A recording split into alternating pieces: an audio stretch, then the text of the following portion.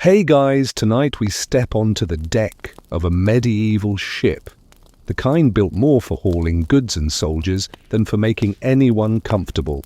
The year could be 1350 or 1450 or even 1550 because when it comes to sleep on these vessels, little changed for centuries.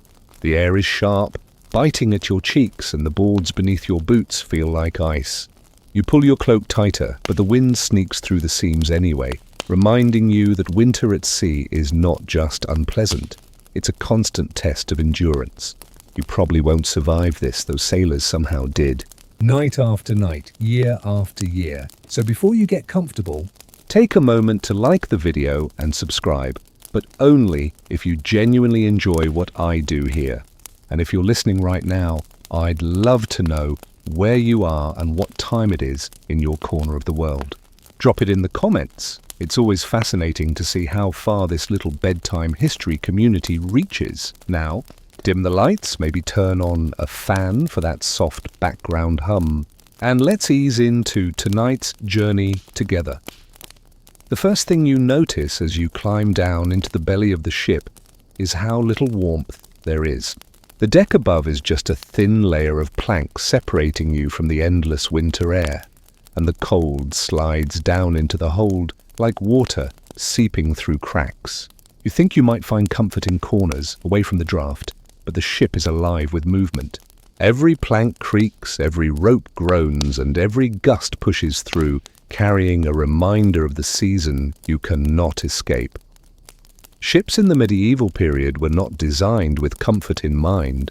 Their purpose was trade, warfare, or exploration, not sleepovers. Cabins, when they existed at all, were reserved for the captain or the highest-ranking officers. Ordinary sailors made do with whatever space they could carve out on the open deck or below. And in winter, that meant sleeping directly above icy water, in conditions that today would barely pass as suitable for storing vegetables, let alone human beings. You shift against the planks, trying to imagine how sailors rested here. Hammocks wouldn't become common until later centuries. Spanish and Portuguese ships brought the idea back from the Caribbean in the late 1400s. Before that, sailors often spread cloaks or thin bedding on the deck itself. Imagine lying down, your breath fogging in the air, with nothing between you and the boards that drank up the cold like a sponge. Sleep becomes a negotiation with discomfort, and most nights you lose. Historians still argue whether sailors actually managed to sleep in long stretches or whether they simply drifted into shallow dozes, woken constantly by cold drafts, creaking noises, and the never-ending cycle of watches. Some argue that fragmented sleep was simply the sailor's norm, the body adapting to hours of waking in darkness and cold. Others suggest that exhaustion itself was the secret. Men so worn down by hauling ropes, mending sails and swabbing decks that they could fall asleep anywhere, no matter how brutal the conditions. And then, of course, there is the salt spray. The sea does not politely stop crashing over the sides just because it's bedtime. You lie down and feel droplets flick your face, soaking your hair, your blanket, and the planks beneath you. Salt stiffens your clothes, crusts your beard, and leaves you sticky, itchy, and perpetually damp. The sea is the kind of bed partner that refuses to give you any space. Now picture this. You're trying to curl up for warmth, but every inch of your body presses against someone else. Sailors slept in tight quarters, shoulder to shoulder, hip to hip. The cold forced bodies together, even if you weren't fond of your neighbor. There's no privacy, no quiet, no escape from the smells of unwashed bodies and wool that hasn't seen a good rinse since the last port. And wool, in case you're wondering, doesn't smell better with age. It smells like sheep, sweat, and seawater. 3 notes of an unforgettable sailor's perfume. If you manage to drift off, the ship will wake you. A sudden lurch of the hull tips you against your bunkmate, or maybe sends your few belongings rolling into a corner. The ropes above your head creak like an endless choir of groaning voices. And the cold, always the cold, seeps back in to remind you that comfort here is only temporary. But it's not all bleak misery. In moments of stillness, when the sea is calm and the wind drops, you hear only the gentle lap of waves against the hull. In those rare stretches, sleep comes easier. A sailor might even dream, though those dreams are usually of warm fires, soft beds, and the taste of bread not soaked in brine. One quirky tale from sailors' lore suggests that some would tuck sprigs of herbs or even garlic into their bedding to ward off bad dreams, or perhaps just to mask the stink of their surroundings. It probably didn't work, but it gave them something to believe in as they lay there shivering. And above it all, the stars stretch wide and clear, their light spilling across the deck in frozen silver. Imagine lying there, half asleep, wrapped in whatever scraps of warmth you found, staring up at constellations that sailors believed guided their voyages. The same sky you know today, but brighter, sharper, untouched by modern light. A cold bed, yes, but one with a view money can't buy. As you finally close your eyes, the thought creeps in. Tomorrow night will be the same, and the next, and the next. Winter at sea offers no reprieve. But somehow, through exhaustion, through camaraderie, and through sheer stubborn survival, sailors kept waking, working, and sleeping in these brutal conditions. And you lying here with them already begin to wonder how long you'd last before the cold claimed your will to keep going. You wake again in the middle of the night, not because of a storm or a shout from above, but because you can't actually stretch your legs. The space you occupy is little more than a coffin-sized gap beneath the deck, with wood pressing close on every side. Around you, men breathe in unison, a ragged chorus of lungs laboring in stale air. You turn onto your side and realize that hammocks here swing so close they bump together like laundry on a line caught in the wind.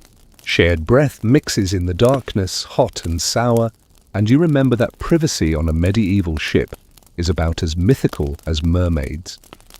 Hammocks were not yet the standard during most of the medieval era, though seafaring cultures later adopted them eagerly after seeing how Caribbean peoples suspended themselves above the damp ground. Before then, sailors used ropes to rig makeshift slings, or they slept on planks lined with cloaks. Imagine climbing into one of those early hammocks, stitched from rough canvas or coarse rope, and trying not to spill out as the ship rocks like a cradle for adults. It saves you from the wet deck below, but the constant swaying can make sleep feel less like rest and more like seasickness with a side of vertigo. What do you do when hammocks are full, or when there simply aren't enough? You curl up shoulder to shoulder on the floorboards.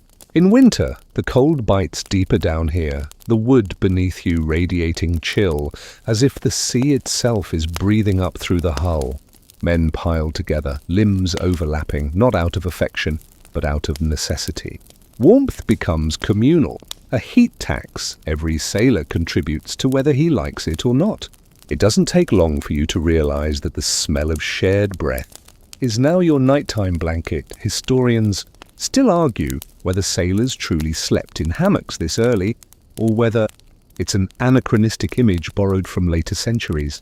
Some evidence suggests rough slings existed, while others claim the medieval sailor simply lay flat on boards, rolled in whatever cloth he owned. The debate highlights the slipperiness of maritime history. Ships were functional beasts, and recording the bedtime habits of common sailors rarely made it into official logs.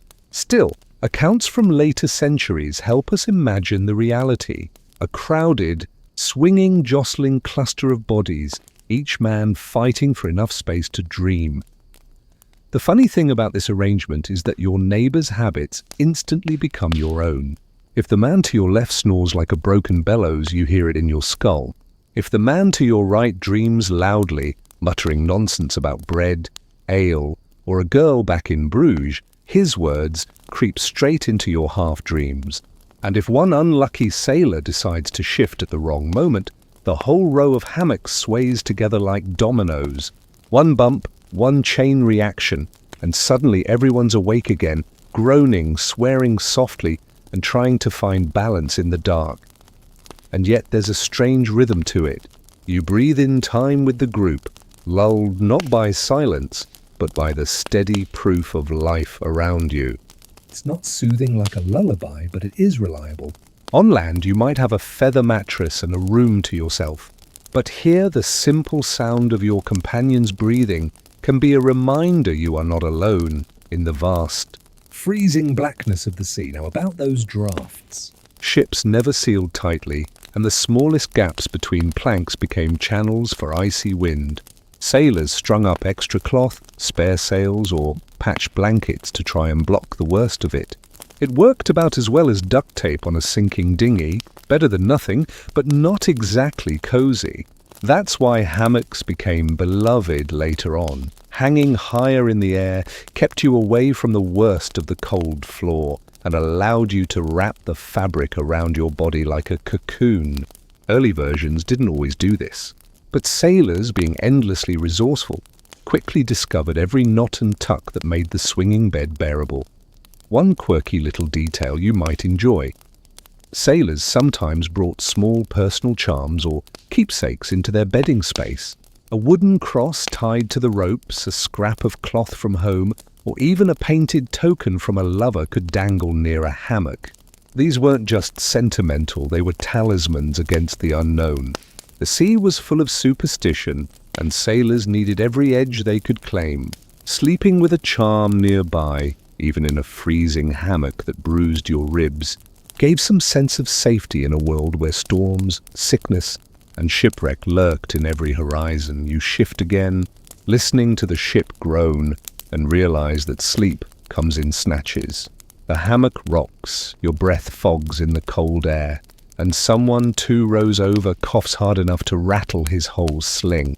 You tug your cloak tighter and remind yourself that comfort is not the goal here. Survival is.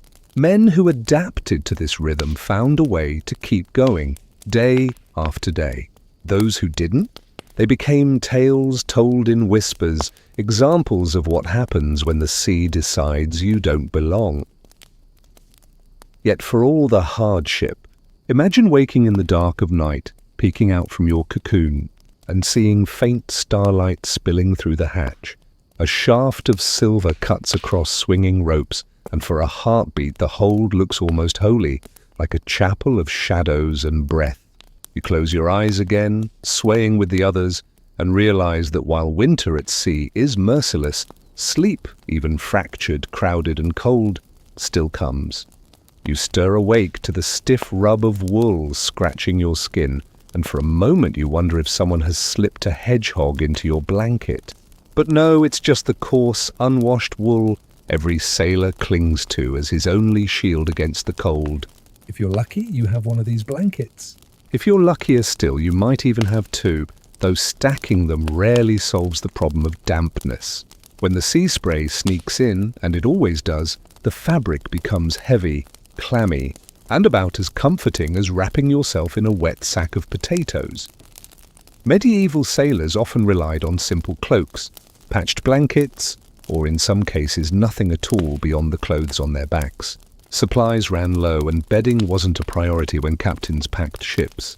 Cargo mattered more than comfort. You, lying there shivering, can't help but notice how the salt stiffens the cloth, turning it into a crunchy shield that scratches instead of soothes. You've probably had better sleep under a picnic blanket in your own backyard than under this so-called bedding. The reality of scarce supplies meant sailors got creative. Some stuffed cloaks with straw, hoping to trap a little warmth. Others simply layered their clothing, wool over linen, cloak over tunic, until they resembled human onions, peeling off nothing for weeks at a time. Of course, this led to an aroma that could knock the barnacles off a hull. Historians still argue whether layering clothes was a practical solution or a desperate one, because piling too much on risked trapping dampness and worsening the chill. In other words, it was a medieval gamble, sweat and freeze, or freeze without sweating. Neither choice sounds appealing. And then there were the unlucky ones. When supplies dwindled after long voyages, or when storms claimed precious goods, some sailors had to settle for no blanket at all. Imagine trying to sleep like that, Huddled on planks, the winter air slicing through every seam of your clothing, and the sound of men beside you rustling in their scraps of wool while you have nothing. It's misery that gnaws at your bones. If you've ever stolen the covers in bed, this is the kind of night that teaches you what true cover envy feels like. One quirky detail surfaces in old records. Some sailors used sailcloth as makeshift bedding. A sail is not exactly soft, it's stiff, rough canvas, but when you've spent hours hauling it aloft, the thought of curling beneath it almost feels ironic. Sailors joke that sleeping under the sail meant the ship itself was tucking you in, though it didn't feel much like a bedtime story, more like being swaddled in sandpaper. You roll over, clutching the edge of your scratchy blanket, and try to find warmth in numbers. Bodies pressed close generate heat, but there's only so much sharing can do. The wool barely traps the warmth, and damp planks leach it away just as quickly. You tuck your knees to your chest and breathe against your hands, noticing how your own breath condenses and dampens the blanket further. It's a vicious cycle. The more you try to stay warm, the wetter and colder you become. Historians still debate how sailors preserved their bedding from moisture. Some suggest they stored blankets in chests during the day, pulling them out only at night. Others argue there simply wasn't room, so bedding lived on the deck, absorbing every spill, splash, and sneeze. Either way, you're lying in a fabric that never truly dries, always smelling faintly of mildew, salt, and smoke. It's not just sleep you're losing, it's the last illusion of cleanliness, and still, sailors adapted. One man might use his blanket as a cloak during the day, draped like a shawl as he worked. Another might spread it on the deck to soften the wood before lying down. In winter, blankets became bargaining chips traded, begged for, or stolen outright. Imagine a ship where your closest friend suddenly decides his blanket is worth more than your friendship. That's how desperate the cold made men. Of course, the officers above you fared better. The captain's cabin often had a bed, sometimes even a feather mattress if he was particularly wealthy. But you have wool, damp with salt, scratchy with age, and maybe a companion's elbow in your side. The divide between officers and sailors isn't just about authority, it's about whether you wake with straw clinging to your cheek or with feathers cushioning your dreams. Yet even in this discomfort, sailors found humor. One recorded joke described blankets as the sea's revenge, always returning wetter than you left them. Another quipped that the only thing warmer than a wool blanket was the rum you drank before curling into it, though rum itself was a rarity on medieval ships. Still, the sentiment remains. A little liquid courage before bed helped make scratchy wool feel like velvet. You pull your blanket tighter, scratchy as it is, and close your eyes. The rocking of the ship carries you toward half sleep. Your last thought before drifting off is simple. Maybe tomorrow the wool will dry out. Maybe tomorrow it won't smell so bad. But deep down, you already know it will smell worse. And yet you'll still be grateful for it because without this ragged shield, winter at sea would be unbearable. The night deepens, and though your blanket clings damp against your shoulders, you realize something else is keeping you from sinking into rest. The faint flicker of light. Candles gutter in iron holders fixed to beams, lanterns swing with every tilt of the ship, and smoke curls into the low ceiling like ghostly fingers. The hold of a medieval ship is not truly dark, not ever, and that uneasy half-light keeps you hovering on the edge of sleep. Candles were precious, sometimes made of tallow, sometimes of beeswax, depending on what could be afforded. Tallow, the cheaper option, burned with a greasy smell, filling the already cramped air with an oily tang that stuck to your throat. Beeswax burned cleaner, but was rarely spared for common sailors. A lantern here, a candle there, and suddenly the whole space takes on the look of a smoky cavern, shadows jerking across faces, light flashing in bursts as the lantern sways with the motion of the sea.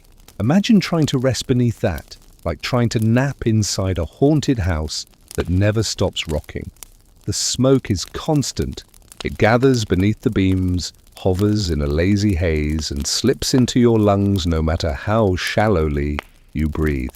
You roll onto your back, blink against the sting, and cough softly, only to hear 2 or 3 other sailors echo your cough in harmony. Historians still argue whether the constant exposure to smoke from lanterns and cooking fires shortened sailors' lives, or whether their bodies simply toughened under the punishment. Either way, the result for you tonight is simple. Your chest feels heavier, your eyes itch, and the world smells perpetually of burnt fat and seawater. Then there's the danger. Flames on a wooden ship are not just inconvenient, they're lethal. Fire was every sailor's nightmare, able to consume sails and timbers faster than water could douse it. That's why lamps and candles were caged, hung carefully, and often shielded. Still, accidents happened. One stumble in the dark, one lantern knocked loose, and a ship could become a floating pyre. So while the flicker of light might disturb your sleep, it is also a necessary compromise. Without it, you risk tripping over ropes, barrels, or each other in the pitch-black hold. With it, you risk suffocating in smoke or worse, sparking the very fire everyone fears. You shift again, tugging your wool cloak higher, and stare at the faint, golden light washing across the beams. It isn't steady. Shadows leap and shrink, turning familiar objects into grotesque shapes. A coil of rope suddenly looks like a slithering serpent. A barrel becomes the hunchback of some nightmare figure. For sailors already prone to superstition, this flickering half-dark carried weight. Men whispered of seeing omens in the shadows, faces of lost comrades, shapes of sea monsters, or even glimpses of the Virgin herself watching from the ceiling beams.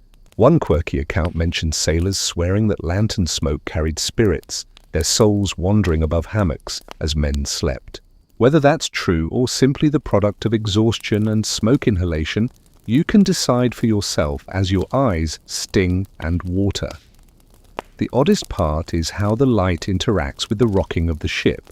Each swing of the lantern sends a ripple of brightness across the hold, a rhythm you could almost find hypnotic. Almost. But just as you start to feel lulled, the lantern jerks back the other way, flaring against someone's face and waking you from the verge of dreams. It's the kind of interruption that leaves you hovering between wakefulness and sleep, frustrated but too exhausted to complain. Historians still debate whether crews extinguished lanterns completely during nights at sea or kept a few burning at all times.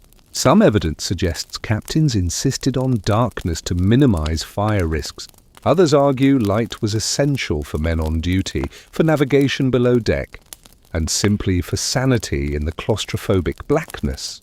You imagine both sides, but right now, lying under the swaying shadows, you might almost prefer the dark, if only to let your eyes and lungs rest. And then there's the smell, which you can't ignore. Candle smoke mingles with salt air, unwashed wool, and human breath, creating an atmosphere so thick you could chew it. Some sailors, clever or desperate, stuffed herbs like sage or rosemary into their pockets, or tucked sprigs into corners of their hammocks. It didn't banish the smoke, but it gave a fleeting burst of fragrance, like a medieval air freshener that lasted for all of 30 seconds before surrendering to the stronger sense of tallow and sweat. Yet, as uncomfortable as it is, this light and smoke also create a strange intimacy. Faces glow in the dim lantern flare, eyes catch the shine, and you see your companions as ghostly figures, all sharing the same sleepless space. No one speaks much, but the very presence of light keeps you from feeling abandoned in the endless dark. It's a reminder you're not alone in this coffin of creaking wood. You're part of a crew, a floating community bound together by fatigue and necessity.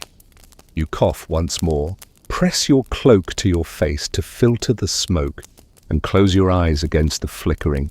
Perhaps, if exhaustion wins over irritation, you'll drift into dreams despite it all. dreams of hearth fires that burn cleanly, of candles that give warmth instead of coughs, of beds where shadows stay where they belong, quiet, still, and far away from your restless sleep. The smoke thins for a while, but sleep still refuses to come. You're lying there with your cloak tugged high when a new sound rises above the coughs and the snores, the endless creak of wood. At first, it's subtle, a faint groan from the timbers beneath you, a rhythmic squeak from a rope shifting in its pulley. But once you notice it, you can't stop hearing it. The entire ship is alive, talking in a language of wood and hemp, and you're the unwilling audience to its midnight concert. The sound of timbers flexing is not a gentle lullaby. Each wave forces the hull to strain, and the boards answer with long, drawn-out moans. Sometimes the creak deepens to a crack, sharp enough to make you wonder if the entire side will split. You can't help but flinch, imagining icy water rushing in to drown you where you lie.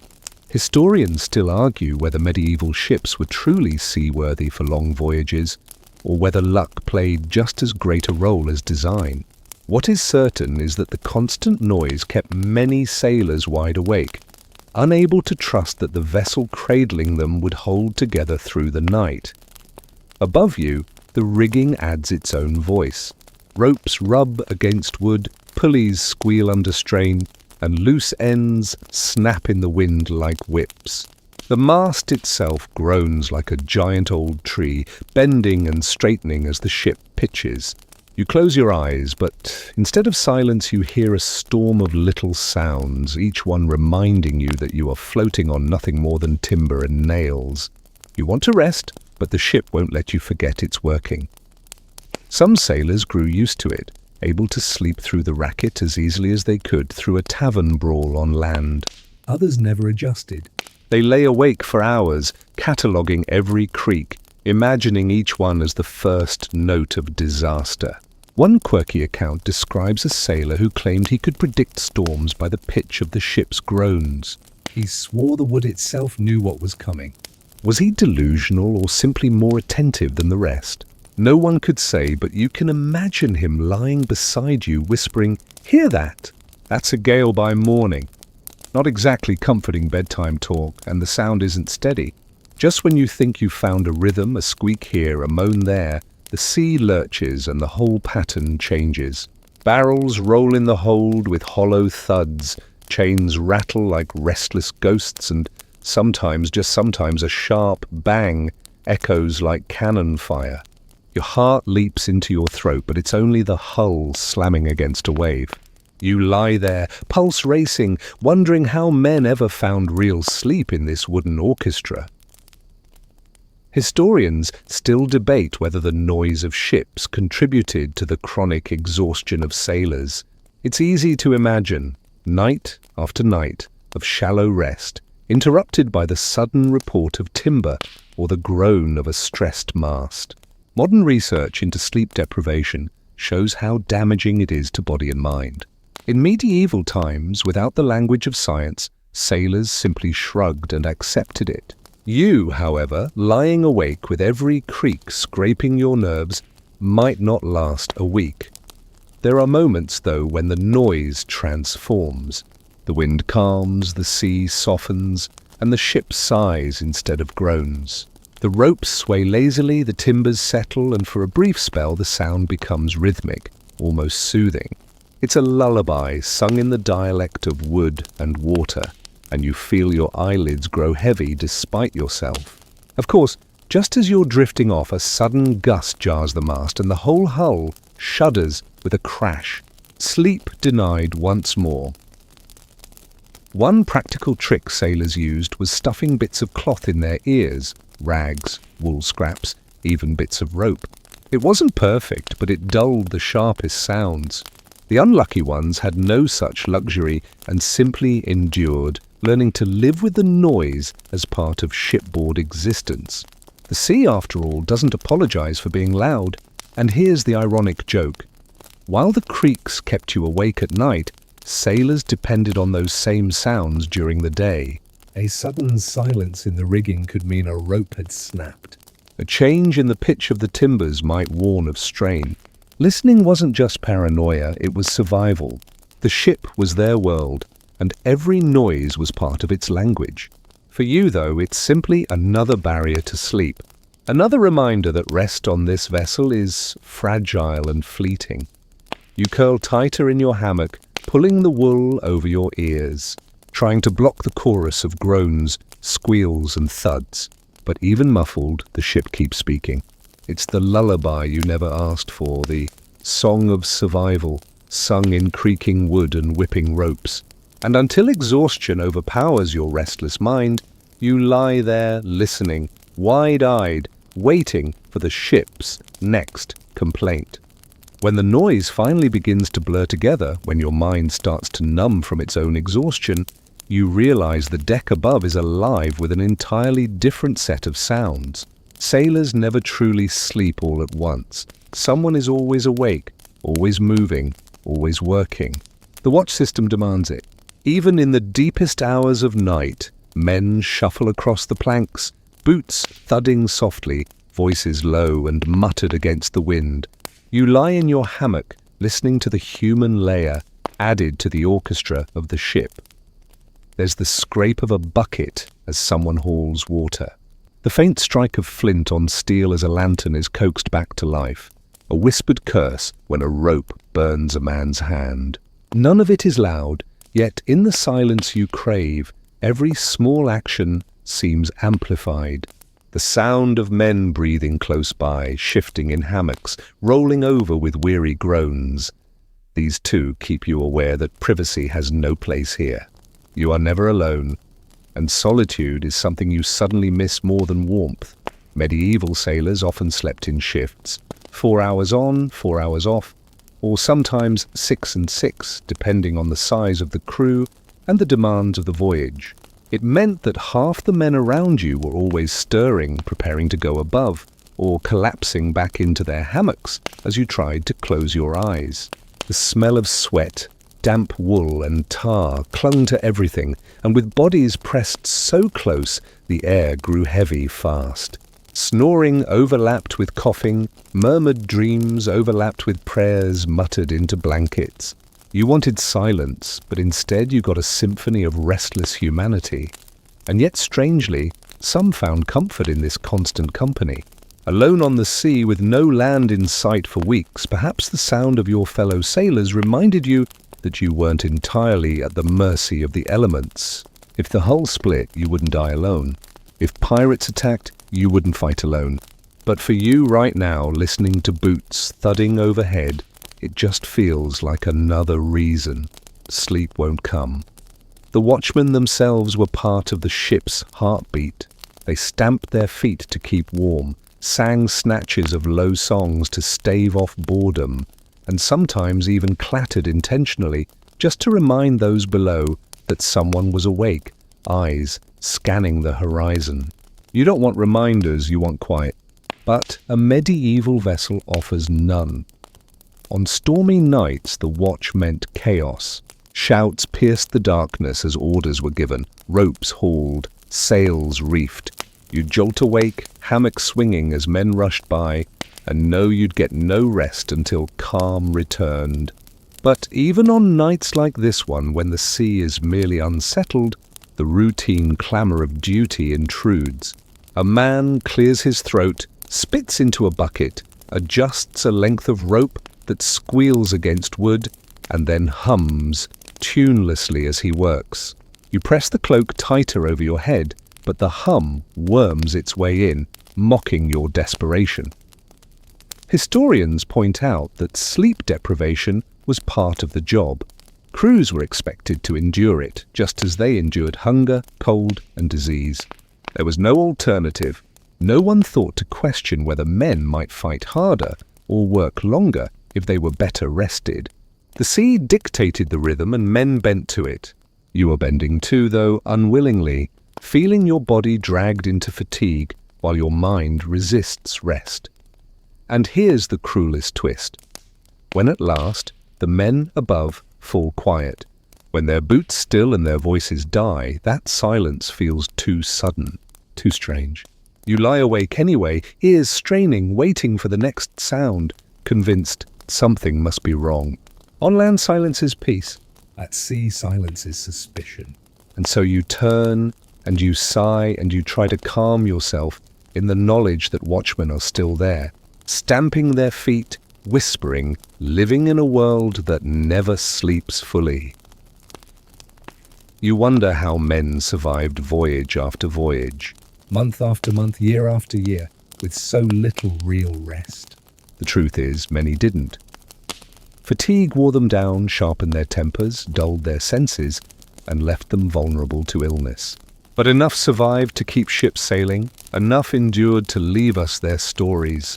And so here you are in the dark, trying and failing to close your eyes while the ship continues its restless vigil.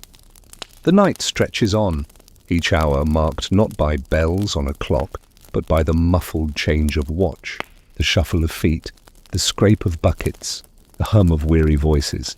This is the rhythm of life at sea. 4 hours awake, 4 hours asleep if you're lucky, all of it framed by noise. Your only comfort is knowing the dawn will come, bringing its own miseries, but at least it will end this endless night. When you finally drift into shallow sleep, it doesn't last. A sudden roll of the ship sends your hammock swaying violently, pitching you against the rough rope edge. Your eyes snap open, and for a moment you're caught between dream and waking, disoriented by the motion and the sound of groaning timbers. Somewhere above, the rigging slaps hard in the wind, and you know the sea has turned restless again. Comfort, already scarce, vanishes instantly. The medieval ship was never meant to cradle you. It heaves and dips, every wave translating directly into your fragile attempt at rest. Hammocks were better than lying flat on the deck, of course, if you were lucky enough to have one, but they came with their own misery. The sway was supposed to match the rhythm of the sea, but in winter storms it became a pendulum of nausea. You can almost feel your stomach twist as the ropes creak, and your body lurches in the darkness. Historians still argue whether medieval sailors commonly used hammocks before the 16th century, or if most simply slept on rough planks or mats. Either way, the outcome was much the same. Rolling seas meant rolling bodies. If you weren't tied down, you slid across the floor, colliding with beams or fellow sailors. Some men resorted to wedging themselves between barrels or sacks of grain, desperate for stability, though that meant sharing space with rats and whatever unpleasant smell the cargo carried. And the smells. Oh, the smells. The rolling motion churns not only your stomach, but also the odors trapped below deck. The stench of tar, wet rope, unwashed bodies, and salted fish intensifies when the air grows damp. If someone nearby vomits, and someone almost always does, the scent lingers, mixed with the sour tang of bilge water sloshing below. You pull your cloak tighter over your nose, but the fabric is already damp, and there's no true escape. The constant movement also plays tricks on your body. Even lying down, your muscles tense against the sway, trying to anticipate the next dip or rise. Sleep, when it comes, is shallow, restless, and easily shattered by the next jolt. It's like dozing on a rickety carnival ride that never stops. You try to tell yourself you'll get used to it, but each new roll of the hull proves otherwise. Sometimes sailors joked about tying themselves in place like cargo. You can imagine someone muttering, half serious, "Better to be a lashed barrel than a broken rib." The humor masks the truth.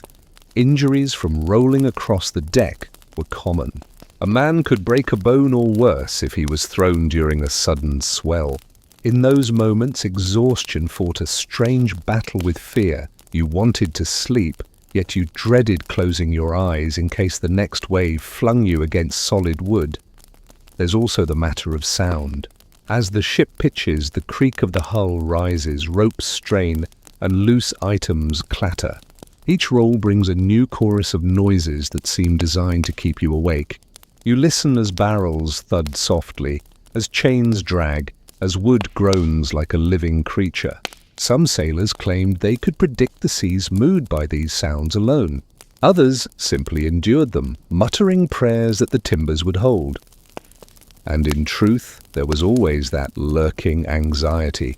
Would the ship survive the storm?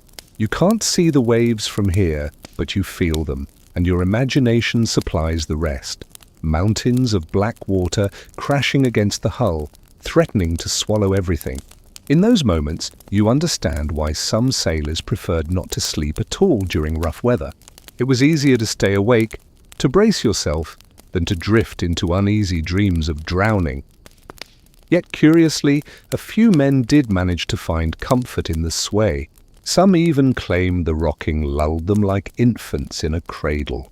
Perhaps exhaustion blurred misery into something almost soothing. Perhaps their bodies adapted in ways yours has not. Or perhaps they had simply sailed too long to notice anymore. Whatever the reason, you envy them as you lie tense and sleepless, swaying endlessly in the dark. The debate continues among scholars. Was constant seasickness the norm? Or did most sailors eventually develop sea legs that let them rest despite the chaos? Modern studies suggest adaptation is possible, but the medieval world lacked ginger tablets or motion sickness bracelets. Men endured or they didn't. Some probably never adjusted, vomiting their way across entire voyages. You, judging by the knot in your stomach, might fall into that unlucky group. And so, as the night drags on, you rock and roll with the ship, neither awake nor fully asleep, suspended in that strange limbo unique to life at sea. Every time your eyelids grow heavy, the hull lurches and you jolt back into awareness. The ship dictates the rhythm and you have no choice but to follow. Tomorrow will bring more cold, more noise, more fatigue, but for now, you cling to your swaying hammock and pray for even a few minutes of peace. The first hint that morning has come isn't light, but sound. A bell clangs above, sharp and metallic, announcing the change of watch. Boots pound the deck as tired men stumble below and others climb up to relieve them. You stir, though you've hardly slept, the rhythm of the ship's endless motion having kept you hovering at the edge of wakefulness all night. Your joints ache from tensing against every roll, your head feels stuffed with wool, and you already dread the thought of facing another frigid day. Breakfast is no feast, it's survival. A sailor drops a hunk of hardtack into your hand, the biscuit more weapon than food. You bite down carefully, half worried you'll break a tooth, and taste the bland dustiness of flour baked without mercy. Sometimes weevils crawl inside and sailors joke that the protein is welcome, though you're not laughing. Alongside it comes a piece of salted fish or meat, shriveled from brine, and as tough as leather. Wash it down with ale or watered wine and you've got the meal that starts your day. Historians still argue whether sailors ever truly enjoyed this food or simply endured it. The truth probably lies somewhere in between. Hunger was constant, and anything edible became tolerable. Yet accounts suggest men longed desperately for fresh bread, vegetables, and fruit, luxuries that rarely lasted past the first week of voyage. The monotony of hardtack and salt pork was as exhausting as the cold winds and sleepless nights. You can almost feel your body crying out for something green, something juicy, something alive. The galley, if you can call it that, is no comfort. It's a small, smoky corner of the ship where a fire is coaxed into life when the seas are calm enough not to risk burning the whole vessel down. In winter, the warmth is welcome, but it never reaches far. Sailors cluster near the cook's domain, holding out chilled hands, hoping to catch even a wisp of heat. You join them, grateful for a few stolen moments when the air doesn't cut quite so sharply into your lungs.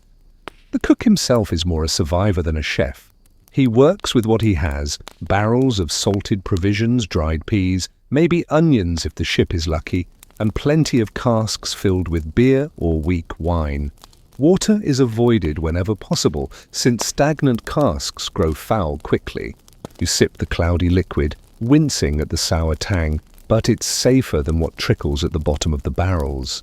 It's no wonder sailors often drank more alcohol than water, though that came with its own hazards of drunken brawls and mistakes on deck.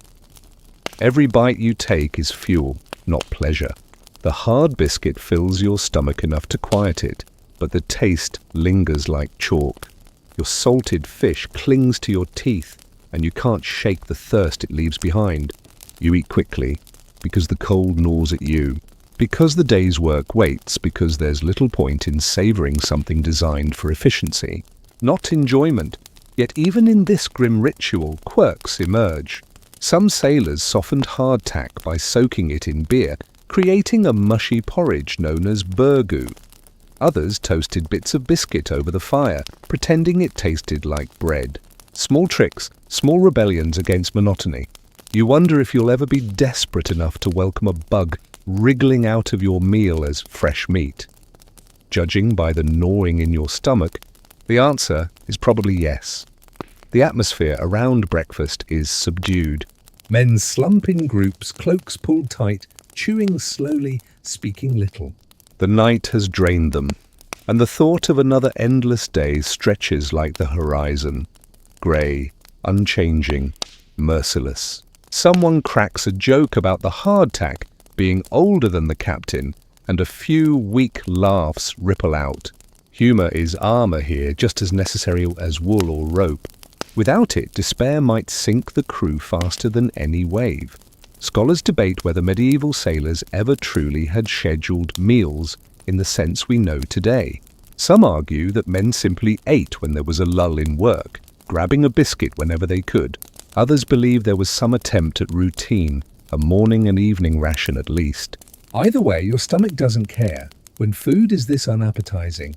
Hunger is the only clock that matters. As you chew the last hard piece of biscuit, you can't help but think how strange it is that this bland, dusty food is what carried entire nations across the seas. Empires were built on men who survived on little more than flour, salt, and stubbornness. You're beginning to realize that breakfast is less about feeding your body and more about reminding you of your place. Small, expendable, and at the mercy of ship and sea. Still, when you finish, you feel a little steadier. The cold hasn't lessened, the ship hasn't stopped swaying, and the day hasn't become any shorter, but your stomach is filled, and that counts for something.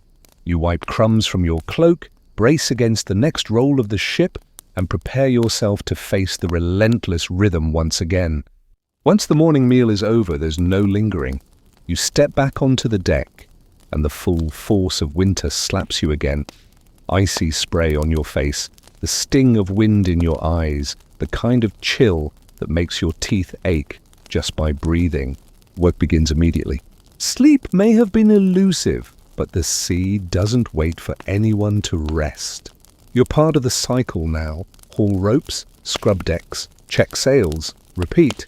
The ship demands constant attention, and fatigue is treated like background noise. The rhythm of the day is carved not by comfort, but by necessity. Bells or shouted orders mark the passing hours, though time itself feels slippery at sea.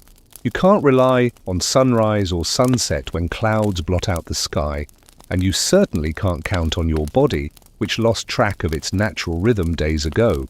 What you know is this: 4 hours on watch, 4 hours off, endlessly repeating, breaking the day into chunks that don't feel like days at all. Historians still argue whether medieval watch systems were as rigid as later naval practices or more loosely enforced.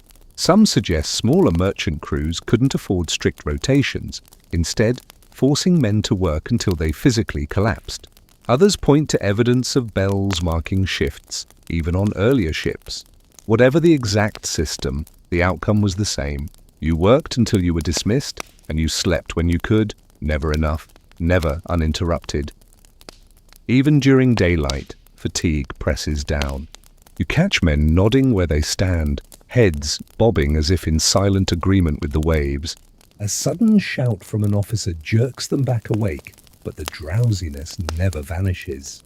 You feel it in yourself too, eyelids heavy, arms sluggish, thoughts dulled.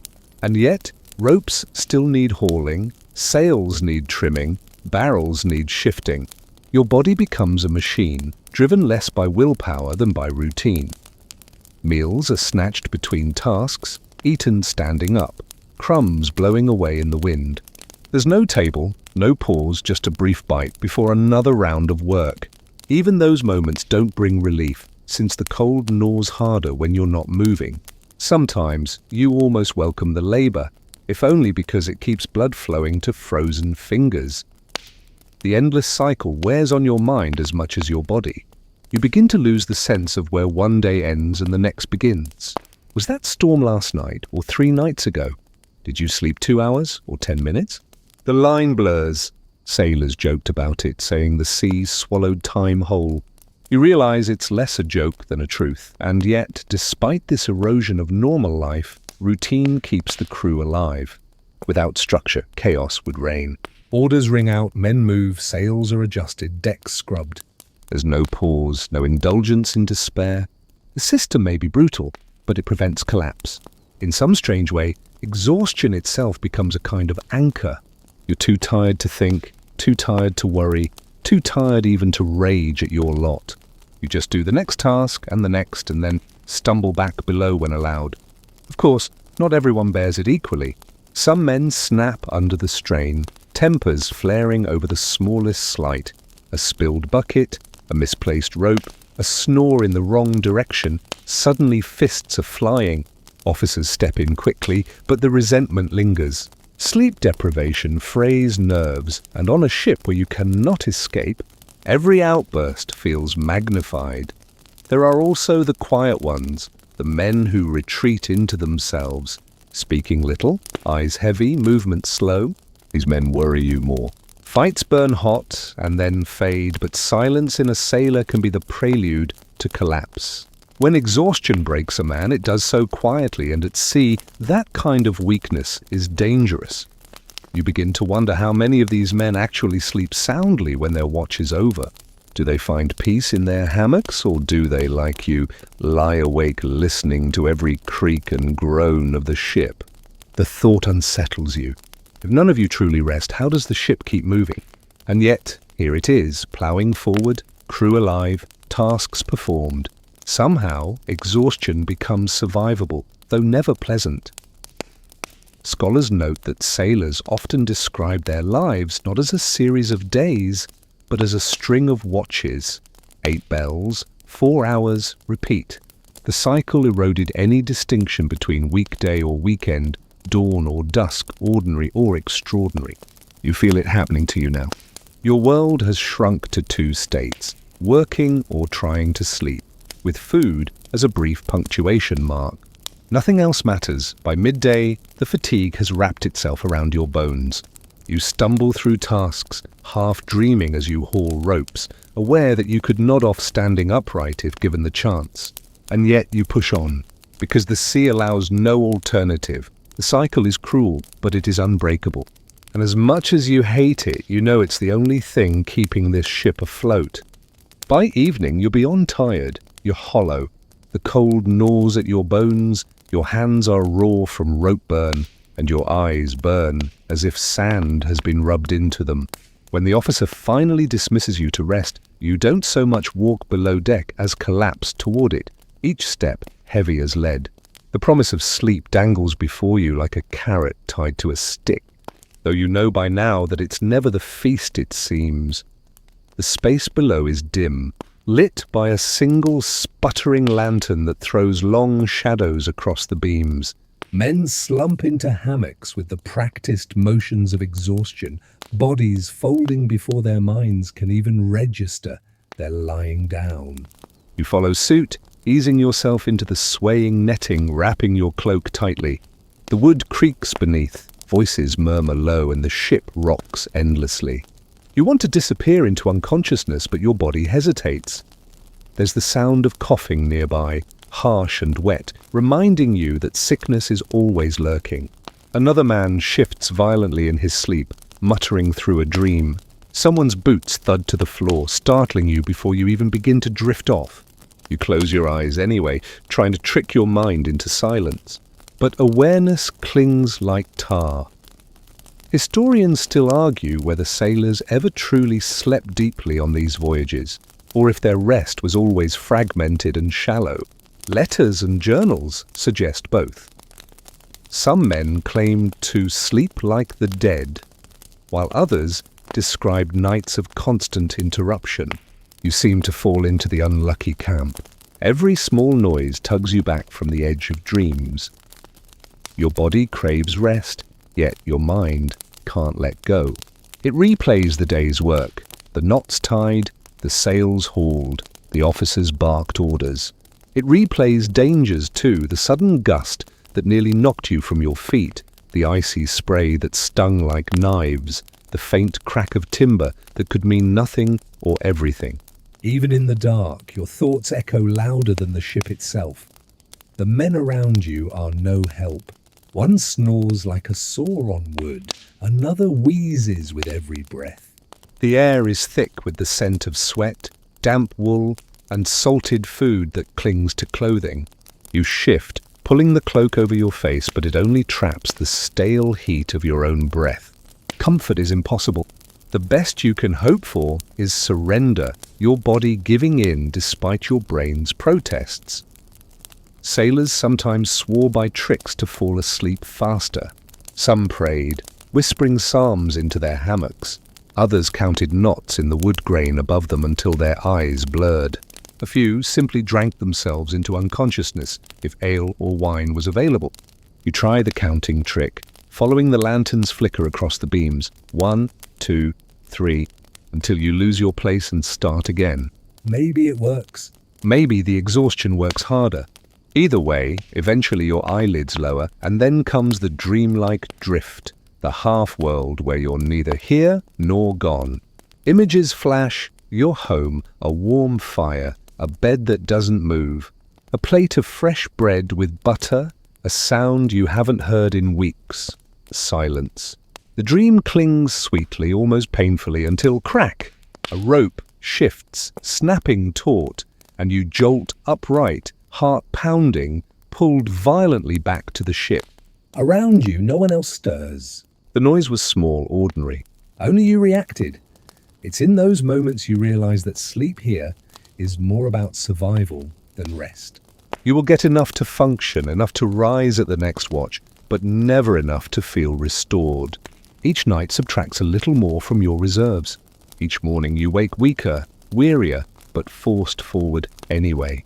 The cycle is merciless, and yet somehow you drift again. Not for long, but long enough. The rocking that once tortured you now tricks your mind, and the creaks become a lullaby against your will. You fall not into deep slumber, but into something resembling it, carried along by exhaustion's heavy hand. Tomorrow you'll rise again to the same fatigue, the same cold, the same cycle, but for now, your body steals a fragment of rest in the belly of the winter sea. You wake not because you've rested enough, but because the bells demand it. The watch changes, voices call, and boots strike overhead.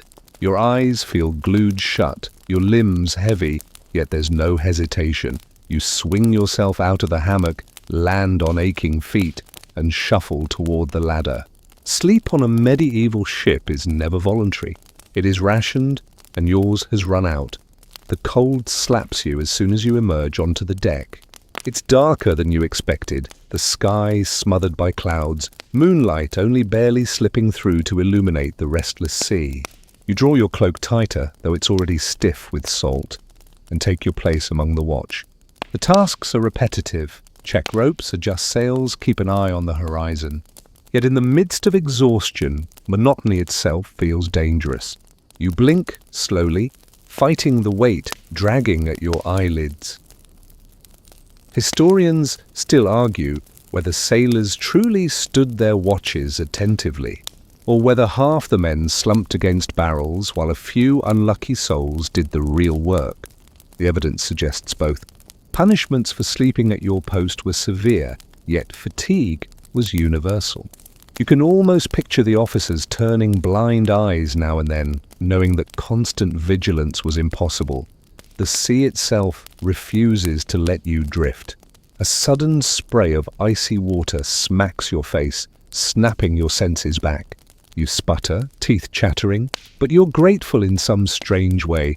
The shock keeps you from collapsing where you stand. Around you, other men pull cloaks tighter, muttering curses at the cold. One stamps his boots against the planks, trying to coax warmth into his numb toes. Another hums under his breath, a low, tuneless drone that blends with the creak of rigging.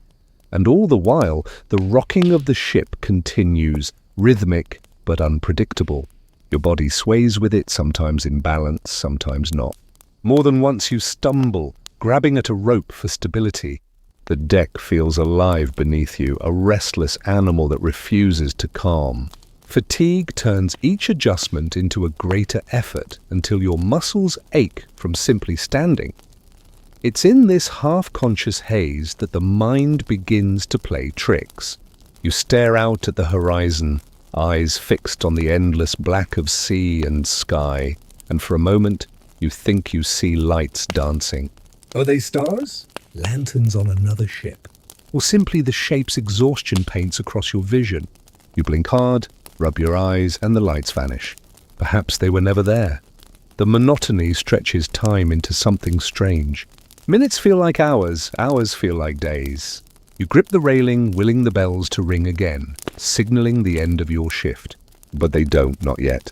You know you must endure because falling asleep here means more than missing rest. It could mean slipping, falling, and vanishing beneath the waves.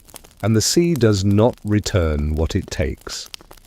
Still, there are moments of odd beauty. The clouds part briefly, revealing the moon's glow shimmering across the waves, silver ripples breaking against the ship's hull. You breathe it in just for a moment and feel the smallest spark of calm. Some sailors claimed they found comfort in these midnight watches, that the vastness of the ocean brought them closer to God. Others found only loneliness. You, weary and shivering, hover somewhere between the two.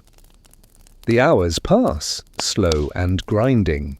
Tasks blur together, your body moving on instinct rather than thought. When at last the bell rings again, it feels like salvation. You shuffle back below, ready to collapse, but the space waiting for you offers little reprieve. The hammocks are still swinging, the air still thick, the sounds of snores and coughs still grating. You know you'll find no deep rest here, only another fragment of sleep stolen before duty calls again. It is a cruel rhythm, but it is the rhythm of life at sea. You lie back down, pulling your cloak close, and hope the next watch feels less endless than this one. You wake again, though this time it's not the bell or the shouts that rouse you. It's the smell. A sour, stomach-turning stench that drifts through the sleeping quarters, thick as the damp air itself. It takes a moment to place it, spoiled provisions. Somewhere among the barrels of salted fish or sacks of grain, rot has taken hold. And now the air, already heavy with sweat and mildew, carries yet another unwelcome note. You groan softly, though it makes no difference. Complaints at sea are as common as splinters, and about as useful. Food aboard these medieval ships was never meant to delight. It was meant to last. Sailors gnawed on ship's biscuits so hard they could break teeth, washed them down with brackish water or weak beer. Salted meat so tough it resisted knives, peas and beans cooked to mush, cheese that aged into something closer to stone than food. These were your meals. Fresh produce was a rare luxury, gone within the first weeks of voyage, leaving only these durable staples. And durable often meant nearly inedible. You stare at the hard biscuit in your hand, its surface dotted with tiny moving specks. Weevils. But you don't toss it aside. No one does. A sailor learns to close his eyes, bite and pretend. The insects are protein after all. Breakfast is mechanical. Chew, swallow, endure. The men around you do the same, some joking darkly, others eating in silence. You hear one sailor mutter a prayer under his breath, as if hoping divine mercy might soften the biscuit before his teeth crack. Another bangs his cup against the table, trying to rattle the grit of sand from the bottom of the water barrel. He drinks anyway. Everyone does. There is no choice. Once you've eaten, or at least forced down enough to keep your strength. It's back to labor. Ropes must be coiled, sails adjusted, decks scrubbed. The sea never cares that you are tired, hungry, or aching. It only demands. The hours blur as you work, muscles burning, fingers raw from rope. The monotony is broken only by small misfortunes, a snapped line, a torn sail, a barrel shifting dangerously in the hold. Each incident is dealt with swiftly, almost wordlessly, as if the crew has rehearsed these mishaps 100 times before. By midday, the sun forces its way through the clouds, and the air below deck becomes suffocating. The hammocks hang limp in the stagnant heat, the smell of spoiled food clinging to everything. You duck outside whenever you can, gulping fresh air greedily, even though it tastes of salt and damp wood. The deck is no cooler, but at least it carries wind, and with it, the illusion of relief. You glance at the horizon, endless as always, water stretching in every direction. It's beautiful in a way, but also merciless. The sea promises no respite, no comfort. Only more days like this, one after another, until land finally rises from the waves, or you don't live to see it. And yet sailors made games of their misery. You catch fragments of their chatter, wagers on how long the voyage will last, jokes about the captain's sour mood, songs sung off-key but loud enough to drown the creak of wood. These small things matter. They are distractions, shields against the crushing sameness. You find yourself humming along, even as your body protests every movement. When the shift ends, you collapse once more into your hammock. The spoiled smell hasn't left, but exhaustion dulls its sharpness. You pull your cloak around you, though it's damp with sweat now instead of sea spray, and drift toward another uneasy half-sleep. Dreams come, but they are feverish, filled with images of food that isn't real, soft bread, roasted meat, ripe fruit dripping with juice. You wake with the taste of longing still sharp on your tongue, only to find another hard biscuit waiting. This is the rhythm. Sleep broken, food foul, work endless.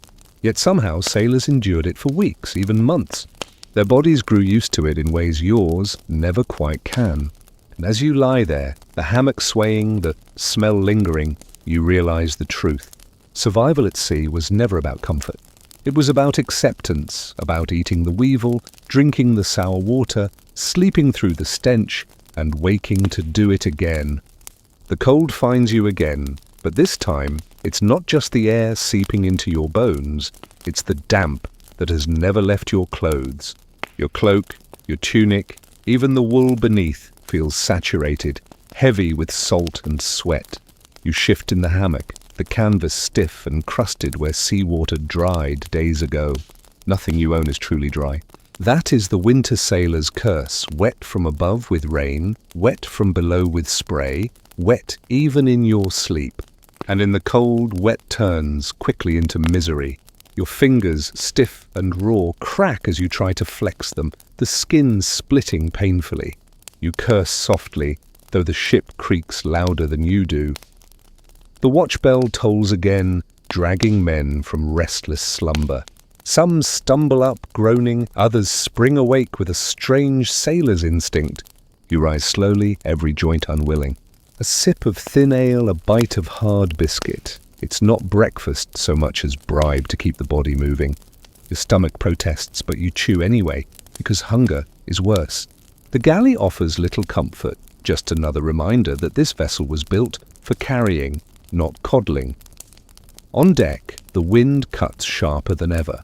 The sea has grown restless, rolling with swells that snap the sails and make every step a gamble. You grip the rigging, knuckles whitening, trying to steady yourself as the ship lurches. Tasks blur into one another. Haul the line, secure the barrel, adjust the sail. The work keeps you warm, though warmth comes at the price of aching muscles. You think of the hammocks below, cold and damp, but at least still. But sailors don't get to choose. The sea chooses. Amid the work, a commotion stirs near the bow. A sailor shouts, pointing at a barrel where water has pooled and frozen into a crust of ice. Others laugh bitterly. It's a sign of how deep into winter they've sailed. You crouch to touch it, the surface brittle, cracking under your fingers. It's beautiful, in a cruel way, reflecting the pale light like crystal. But the laughter quickly dies. Ice means danger. It weighs the rigging, stiffens the ropes, makes every task harder. Still, there's no stopping.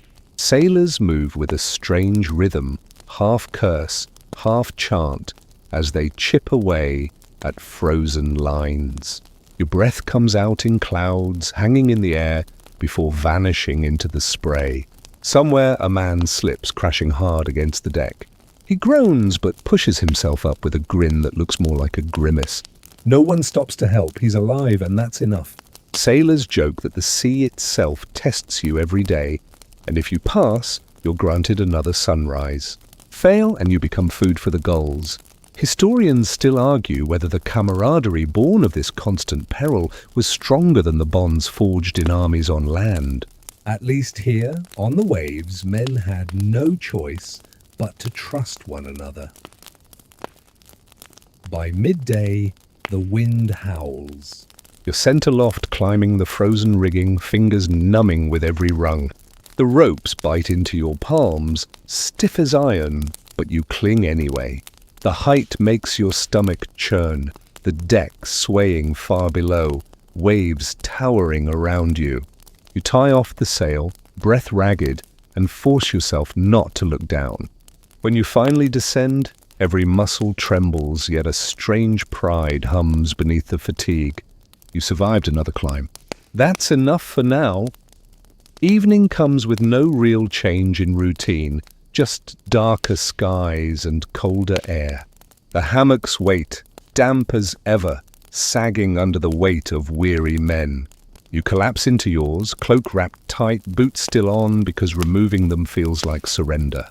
The ship rocks you roughly, not the gentle lullabies promised by poets, but the bone-rattling sway of a wooden beast trudging across the endless sea. Sleep comes in fits, your dreams fractured by shouts, by the crash of waves, by the sting of cold air, finding every gap in your blanket. And yet, somewhere between the discomfort and exhaustion, there's a strange kind of peace. You think of land, of fire, of beds with feathers instead of ropes, and though the longing hurts, it also comforts. The dream of warmth is enough to carry you through another night. Because in the end, that's what keeps sailors alive. Not comfort, not food, not even sleep, but the stubborn belief that one day the voyage will end and the shore will greet them again. The morning bell sounds again, though morning feels like an arbitrary word out here. The sky is grey, the sea darker still, and the cold seems to have teeth. You drag yourself upright, cloak clinging damply, and grope for the cup of ale that serves as both comfort and necessity. It's tepid, sour, and faintly metallic from the barrel, but it's liquid, and that's enough. You sip, then chew a corner of biscuit that could double as building material. The crunch echoes in your skull, but you force it down, jaw aching. Around you, the crew stirs with similar reluctance. Boots slap against the deck, groans mingle with curses, and above all, the ship creaks in its endless, restless rhythm. You climb onto deck, and immediately the wind slices through your layers. It steals the breath from your lungs, freezes your eyelashes, and stiffens your scarf into a brittle rag. The sea is angry today, waves heaving high enough to slap the sides of the ship with thunderous crashes. Every step is a negotiation, every task a wager. You grab a coil of rope, heavy and frozen, and set to work alongside the others. The rigging hums like a chorus of groans, sails straining against the gale. A misstep here could mean a fall, and a fall means the sea swallows you whole. No rescue, no ceremony, just a splash and silence. That knowledge lingers at the back of every sailor's mind, yet they joke anyway. One man shouts that the sea must be jealous. It wants you in its bed instead of your hammock. Laughter ripples through the crew, brief but genuine. Sailors joke about death often. It makes him a less frightening companion. By midday, sleep begins to fall, stinging like needles against your skin. It gathers on the deck, turning planks slick and treacherous. Men slip, catch themselves, curse, then carry on. You clutch the railing, fingers raw, nails blackened from the cold. Your shoulders ache from hauling, your knees from bracing against the tilt. It feels endless. And yet, like all things at sea, it passes.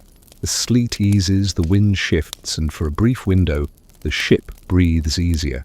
You take advantage, slumping against the mast, chest heaving. Below deck, warmth is an illusion. The cramped space trap's not heat, but damp, so every breath tastes of mildew and sweat. You collapse into your hammock, which sways gently but offers no comfort. The canvas clings to your cloak, damp against damp. Around you, sailors cough, mutter, snore. Someone scratches at lice, another adjusts his blanket with a groan. Privacy does not exist here. Your world is a crowd of weary bodies pressed together by necessity. Still, small mercies exist. A shipmate shares a scrap of cheese, harder than stone, but different enough from biscuit to feel like a feast. Another hums a tune, low and steady, a lullaby carried from a distant village. You close your eyes, and for a moment, the rocking of the ship and the hum of the song almost merge into something soothing. Almost. Historians still argue whether music at sea was primarily for morale or for coordination of labor, but to you in this moment, it feels like survival itself. You drift in and out of uneasy sleep, waking with each creak, each drip of water on your face, each cough nearby. Your dreams are muddled, home, warmth, sunlight, but always they break against the cold reality of the ship. And yet, when you open your eyes again, you're still here, still alive. The voyage goes on, and so must you. Because on a medieval ship in the dead of winter, survival is not about comfort. It is about endurance, day after day, night after night, holding on until the horizon finally changes. And for now, the horizon is still only sea. The morning arrives with a muted glow, a pale haze stretched thin over the endless grey of sea and sky. The horizon looks almost delicate, softened by the light, but your body knows better. It wakes heavy, stiff, and sore, every joint a protest as you roll from the hammock. The canvas is damp again, never quite drying, and it clings unpleasantly to your clothes. You shiver, not just from cold, but from the exhaustion that seeps deeper than bone. Breakfast waits, if it can be called that. A chunk of bread gone hard as wood, a slice of salted meat that tastes more like brine than flesh, and water that carries the faint grit of the barrel. Each bite is a negotiation, each swallow an act of willpower. You eat not to enjoy, but to continue, because the sea doesn't allow you to skip meals. Above deck, the air is sharp, carrying the scent of salt and tar. You haul yourself into the morning light, squinting against the brightness. The sea is calmer than yesterday, though the chill feels sharper, biting at your face. Tasks begin immediately. The captain shouts orders, and the crew responds with weary efficiency. You find yourself on rope duty again, hauling stiff lines that freeze your palms. The fibers dig into raw skin, reopening blisters you thought had begun to heal. The ache travels up your arms, but you grit your teeth and carry on. There's no sympathy on deck, everyone hurts. Complaining only wastes breath. As you work, you notice frost clinging to the edges of the sails. Men climb into the rigging, knocking it free before the weight becomes dangerous. Ice on the rigging is a constant winter hazard. Ropes freeze stiff, pulleys jam, sails grow heavy. Every task doubles in difficulty. One sailor chips at a block of ice with his knife, cursing loudly until it finally cracks loose and tumbles to the deck. The men cheer briefly, as if he has won a minor victory against the sea itself. Sailors learn to celebrate such moments. The hours drag. You slip into a rhythm, pull, tie, brace, shift. The deck rises and falls beneath your boots, an endless seesaw that churns the stomach if you think about it too long. Your muscles burn with effort, but the repetition dulls the mind.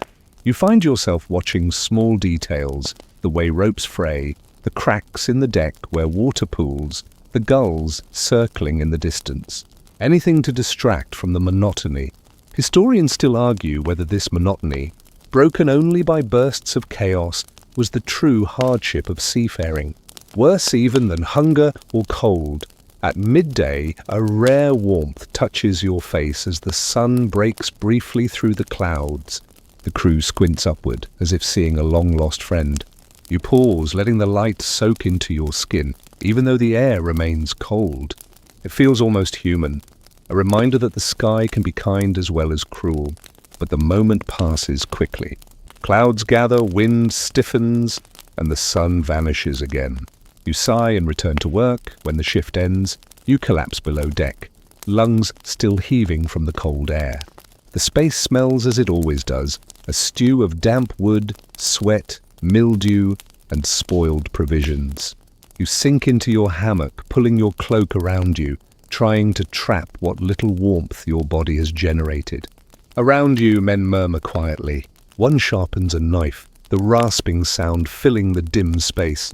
Another plays with a set of carved dice, rolling them on the floor and grinning at his own good fortune, though there are no real stakes.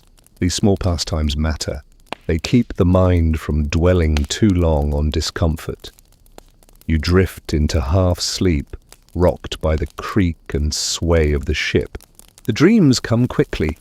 Strange, muddled images of hearth fires, feather mattresses, and warm bread.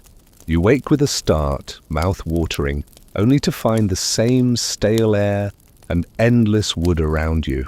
The dream leaves behind a bitter ache, but you push it aside. There's no use in longing for what you cannot have. The night watch bell rings, calling men to duty. You are not among them this time, and relief washes over you. You close your eyes again, letting the sound of boots on planks fade into distance.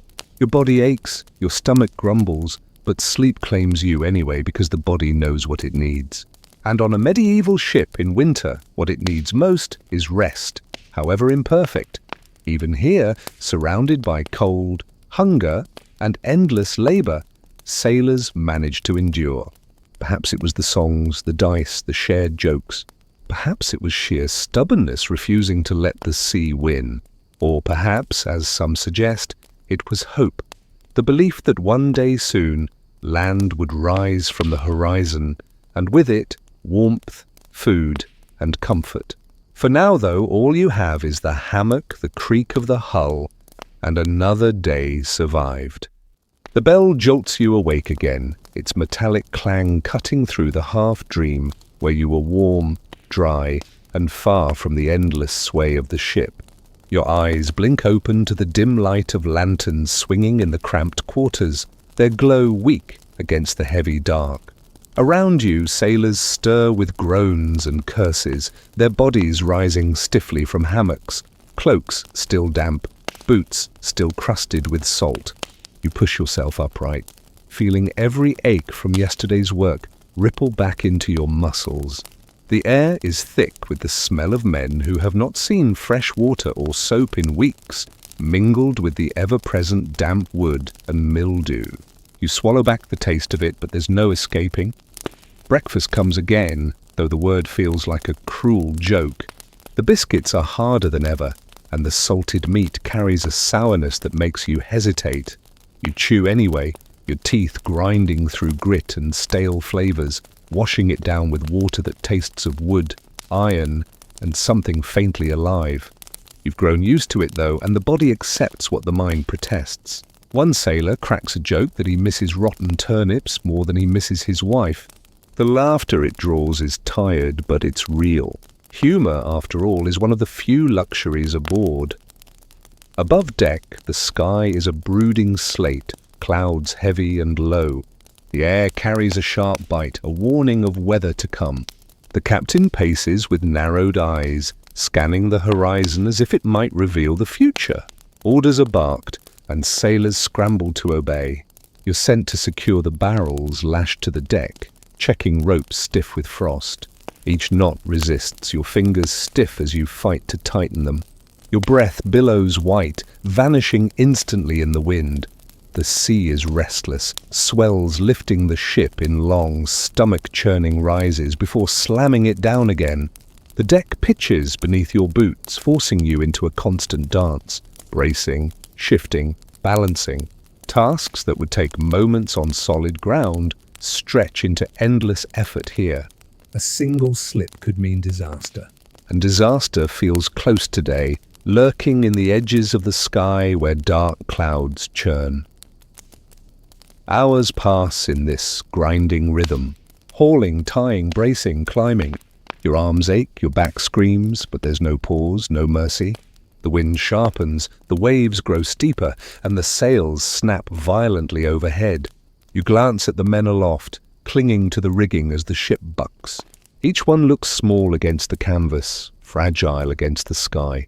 A fall would end quickly, swallowed by the sea. You grip your rope tighter, knuckles white. When the storm finally breaks, it's sudden and fierce. Sleet lashes the deck, stinging your face like shards of glass. The wind howls, tearing at cloaks and sails alike. Water floods across the planks, icy torrents that soak through boots and sting already numb feet. The ship groans as if alive, timbers shuddering under the strain. Men shout to be heard, voices snatched away by the storm. You pull with all your strength, fighting to keep the line secure, muscles burning with the effort. For hours, the storm rages. Time loses meaning in the chaos. There is only the next command, the next heave, the next desperate grip. At one point, a wave slams across the deck, knocking a sailor to his knees. He coughs and sputters, but rises again, grinning through blue lips. "Still here!" he shouts, and somehow that makes the others laugh, even in the heart of the storm. Sailors learn to laugh at the sea's cruelty. If they don't, the sea wins. When at last the gale begins to ease, it leaves the ship battered but afloat. The men sag against the rigging, chests heaving, faces pale with exhaustion. You can barely feel your hands, fingers numb and useless, but you manage to stumble below deck. The hammocks sway wildly, still rocking with the memory of the storm. You collapse into yours, soaked to the skin, every muscle trembling. Around you, others do the same, some collapsing without a word, others whispering thanks to saints or luck. The air is rank with damp and sweat, but you hardly notice anymore. You pull your cloak tighter, closing your eyes, and let the sway carry you. Sleep comes not as comfort, but as surrender, the body's way of shutting down after too much. Historians still argue whether the storms themselves or the endless anticipation of them was harder on medieval sailors. But lying there, drenched and aching, you know the truth, it's both. The sea tests you in waiting and in fury, and you have no choice but to endure each trial. When you wake again, the storm has passed, though its ghost lingers in every creak of the timbers and every puddle pooled across the deck. The air carries a damp chill that seeps through your cloak, biting at your skin. The hammocks sway gently, almost soothing now that the fury outside has quieted, but the peace is deceptive.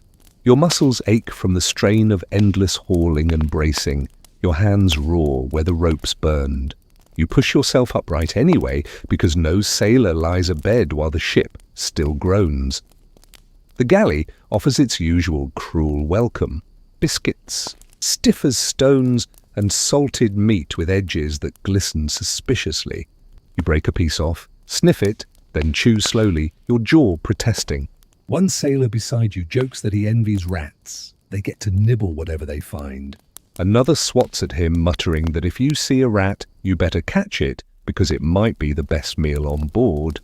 The laughter that follows is uneasy but real.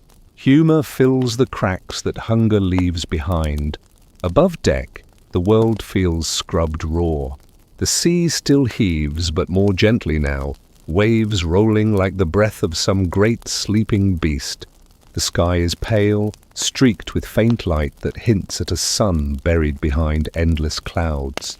The sails hang heavy, still dripping with meltwater, and ropes glisten where ice clings stubbornly. You're set to chipping away at the frost, knife in hand, fingers stiff. Each shard falls like glass, tinkling as it scatters across the planks. It's slow work, but necessary.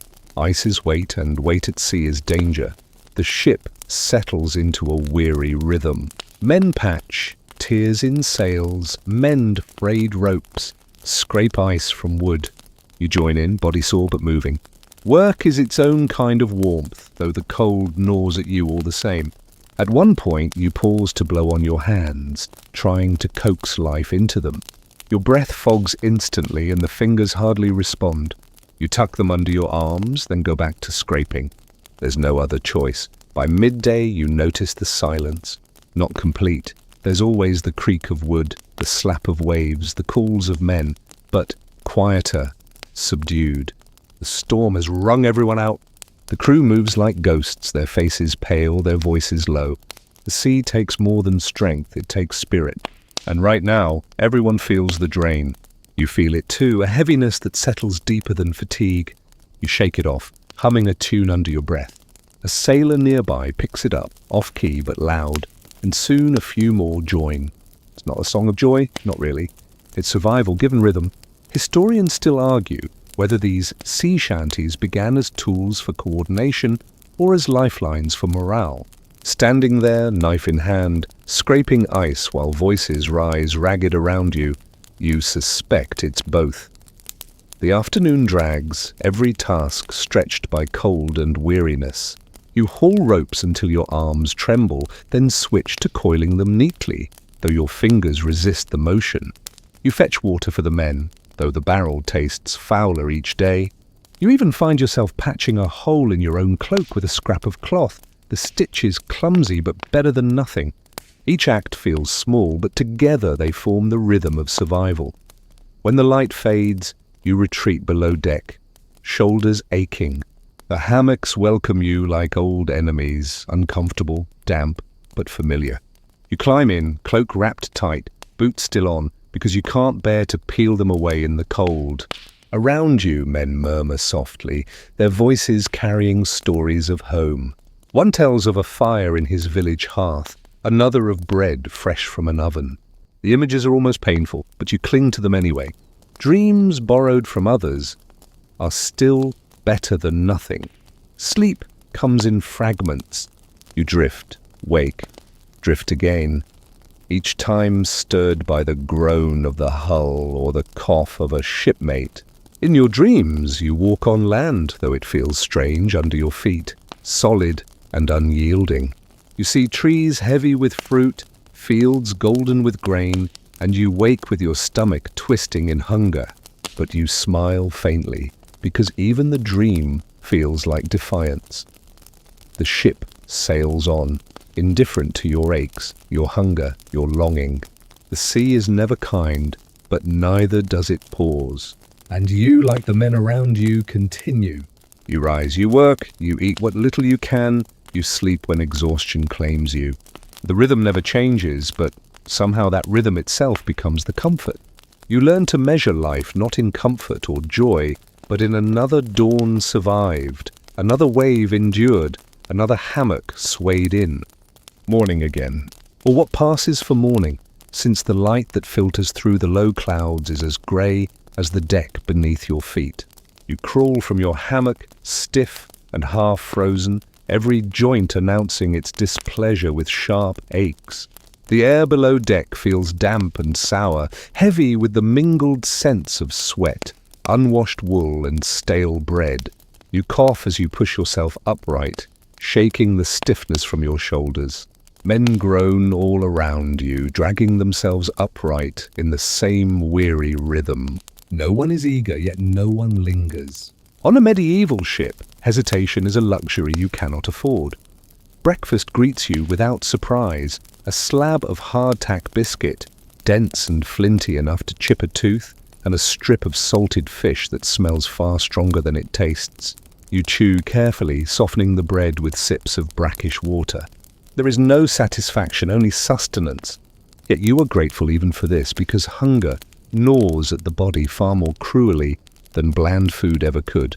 A few sailors mutter about the day's ration, one even tapping his biscuit against the table like a hammer just to coax a bit of humor from the misery. Laughter comes in weak spurts, then fades again into silence. Above deck, the cold wind smacks you awake more effectively than any meal could. The sails hang patched and heavy, stitched from the storm's wounds, and every rope looks frayed, though still serviceable. You're set to work at once, chipping at patches of ice clinging to the rigging. Your knife strikes splinters of frost that glitter briefly before vanishing into the sloshing water below. Every shard feels like a victory, a fraction of safety restored. The deck groans under each shift of the sea, the timbers swollen from so much water. You can hear the carpenter below, hammering, muttering curses with every swing. Tasks stretch endlessly, scrape, patch, pull, tie, haul. Sailors take turns bailing out water that sneaks in through seams. Others adjust the sail angles, hoping to catch what little wind is worth chasing. Your arms burn, your back aches, your hands sting from cold and rope burns. Still there's no pause. The sea cares nothing for weariness. The men know it too, and though their movements are sluggish, none dare falter. By midday, the sun makes a pale attempt to break the clouds. A weak glow spreads across the waves, revealing their endless grey expanse. You stare at the horizon, but it offers nothing but sameness. No land, no ship, no hint of reprieve, only water rolling endlessly under the heavy sky. The monotony gnaws at you as much as the cold. A sailor near you mutters that even storms are better, because at least then something happens. The others laugh, though uneasily. You wonder if he truly means it. The afternoon is swallowed by chores that blend together until you hardly recall which you've done twice. At one point, you help repair a torn cloak with clumsy stitches. Then later, patch a rope with tarred hemp that sticks to your fingers. You haul buckets, clean the deck, recoil the same lines again and again. Each task feels menial, but together they keep the ship alive and by extension, keep you alive too. Survival is nothing more than endless repetition. As the light begins to fade, the cold deepens. The wind sharpens, whistling through gaps in the rigging, tugging at your cloak until it feels paper thin. You stamp your boots against the deck, trying to keep circulation alive. A shipmate thrusts a cup of weak ale into your hands, lukewarm but welcome. You drink greedily, savouring the dull warmth it brings. Around you, the men huddle closer together, seeking heat from shared presence, if not from fire. There is no fire at sea, too dangerous, too hungry for wood, so your only hearth is each other's company. When night falls, you crawl once more into your hammock. The canvas is damp as always, the ropes digging into your sides. You shift and shift again, chasing some pocket of comfort that never comes. Above you can hear the moan of the wind and the slap of waves. Below you hear groans, coughs, and the faint shuffle of restless men. Sleep comes in fragments broken by cold and noise, but you cling to each fragment like treasure. For in this place, even sleep is a kind of victory. Historians debate whether these voyages were feats of courage or simply acts of desperation. Men chasing trade, plunder, or pilgrimage, enduring discomforts that seem unbearable now. Standing in your hammock swaying with the ship, you realize it doesn't matter what historians think. For those living it, survival is not theory. It is bone and rope and salt and hunger. And every night endured is both punishment and triumph. The dawn seeps in as a thin grey shimmer through the ship's planks, and once more you stir awake, joints stiff, throat raw, and breath clouding faintly in the frigid air. You've lost count of how many mornings have begun this way, if they can be called mornings at all. The horizon looks no different than it did yesterday, or the day before that. And you find yourself wondering if the world has become only sea and sky, with time marked only by hunger and fatigue.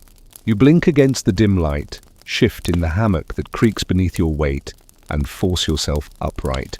There's no lingering, not here. The cold demands movement, or else it wins. The day's first task is breakfast, if one can dignify it with the name. A sailor ladles out a portion of thin gruel, greyish and lumpy, more water than grain. You cradle the wooden bowl in your hands as though it were precious, blowing on the surface before swallowing mouthfuls that are barely warm. The flavour is absent, the texture unkind, but it pushes away the hunger for a few hours. Others mutter about rats that have chewed through the grain sacks and whether tonight's stew might mysteriously stretch again. Everyone pretends not to notice because it is easier not to know. Above deck, the world greets you with wind like a blade. The air slices through every layer of wool and linen, finding its way into seams and folds until you shiver uncontrollably. The sea itself is iron grey, capped with streaks of foam. The ship moves sluggishly, her timbers groaning with each wave. You're set to work with the others, hauling lines that bite into your palms despite the rags you've wrapped around them. Your muscles strain, your breath comes in sharp puffs, and still the sail resists. You mutter curses, but they are lost in the roar of the wind. The monotony is broken only by brief flashes of peril. At one point, a sailor slips on the icy deck, his legs skidding dangerously toward the rail. You lunge instinctively, grabbing his arm just in time, both of you collapsing in a heap. He laughs shakily, mutters his thanks, and within moments you're both ordered back to the ropes. There is no time for reflection. Life on a medieval ship allows for no pause, no reward beyond survival. By midday, the crew gathers in clusters to patch worn sails and inspect the rigging for frayed lines. You squat beside a group, your fingers fumbling with tar-soaked hemp as you attempt to splice a rope. The tar coats everything, your skin, your tunic, even your hair, when a gust blows strands loose.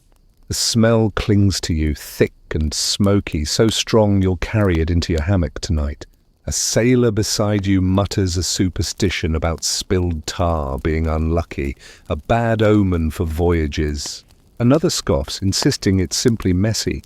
Historians still argue whether sailors truly believed these omens, or whether they used them as excuses to explain disasters that were otherwise beyond their control.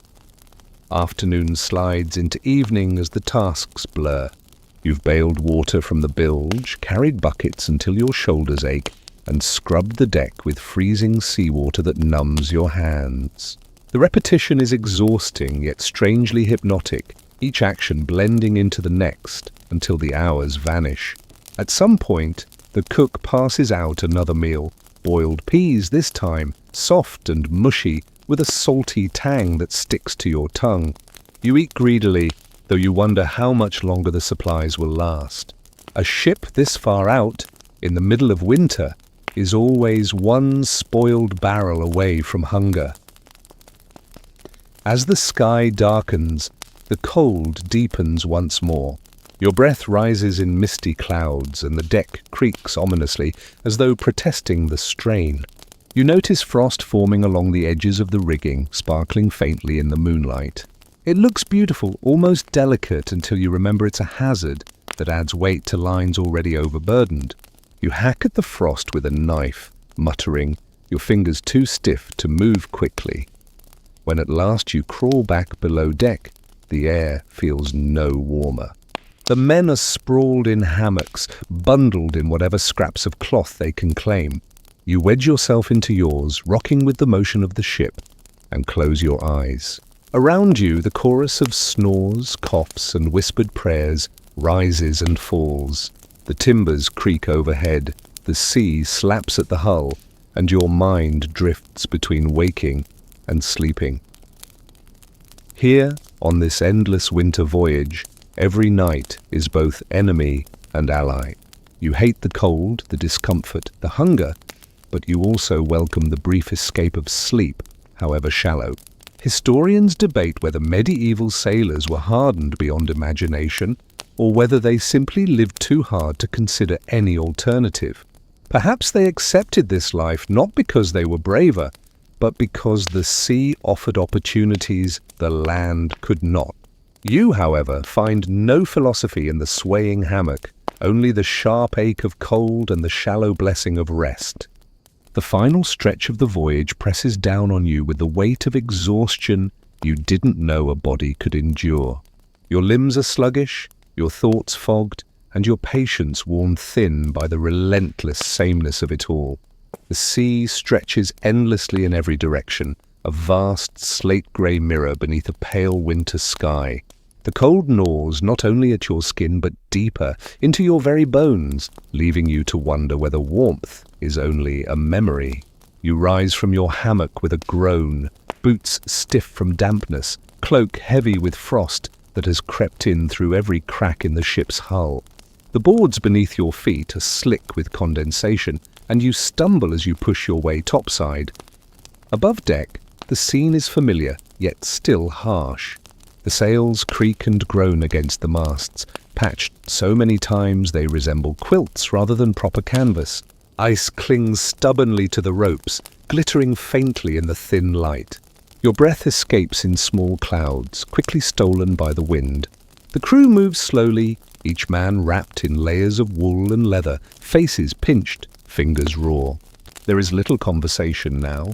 Words waste breath, and every scrap of energy is hoarded for the endless grind of labor. The day's work unfolds as always, hauling lines, scraping frost, patching sails, but there is a heavier silence than usual. Supplies are nearly gone. The hardtack biscuits now crumble into powder, their insides laced with weevils that no one bothers to pick out anymore. The salted meat has dwindled to scraps, thin slices rationed with precision. The water barrels have grown sour, their contents tasting faintly of mold. You force each mouthful down, more out of necessity than choice, the act of eating reduced to survival rather than nourishment. At midday, you pause long enough to huddle against the rail, staring at the horizon. A faint line appears, perhaps land, perhaps only a trick of cloud and light. Whispers ripple through the crew, fragile sparks of hope. You squint, straining to see, but the shape fades again, swallowed by mist. Was it ever there? The debate murmurs back and forth, and you hear someone mutter about sea spirits playing tricks on weary men. Historians still argue whether sailors truly believed in these illusions, or whether such tales were simply ways to give meaning to the endless, uncertain waiting. The afternoon drags on, each task performed with hands that barely feel. Your knuckles are cracked and bleeding, your skin roughened into leather. Yet you push on, splicing ropes, bailing water, fetching buckets, moving as though on instinct alone. Around you, the men seem ghosts, faces gaunt, eyes sunken, movements mechanical. This is what endurance looks like. Not courage, not triumph, but the sheer refusal to stop, even when every fiber of your being begs for rest. As the sun dips toward the horizon, the cold grows crueler still. You stamp your feet, blow into your hands, tug your cloak tighter. Night will come again soon, and with it, the familiar misery of damp hammocks and restless sleep.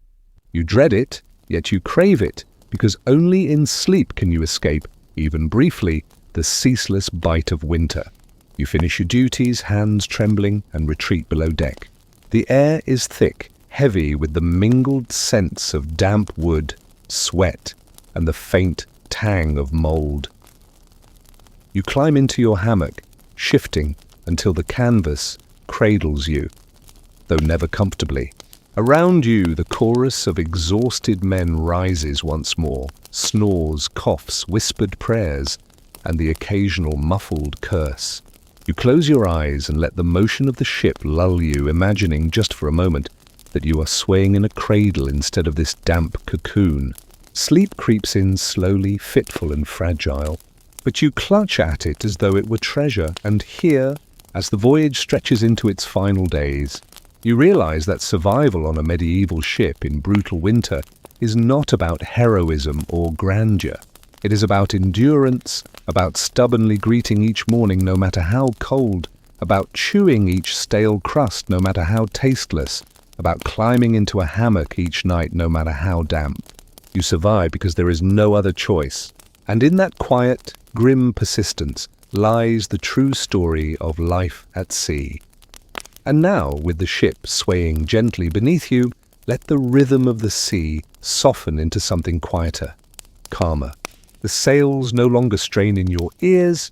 Instead, imagine them sighing softly in the night breeze.